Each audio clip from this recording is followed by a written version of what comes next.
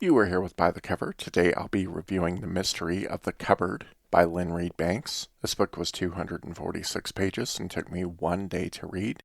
I would rate this one a 5.5 out of 10. This review may contain spoilers, so if you do not want to hear those, click off now. The synopsis: when Omri and his family move to an inherited historical country cottage, he discovers a journal hidden in the roof, revealing the history of his magical cupboard. As far as my likes with the book, I really liked the first chapter. It had great interactions with Omri's siblings for the first time in the series. The book starts with an exciting premise: Omri's family moving to the country, which is a completely different setting than previous entries. I loved the inscription that Omri's family found in the Longhouse. I also liked the Kitsa storyline.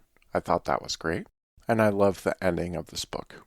On to my dislikes. The majority of this book tells the story of how the cupboard came to be, and that story is primarily based on the history of one person in Omri's family. This isn't inherently bad, but when the focus of every single previous entry in this series has been either Little Bear or New Little People, it is a bit jarring. Little people in this book don't even show up until 70% of the way through it.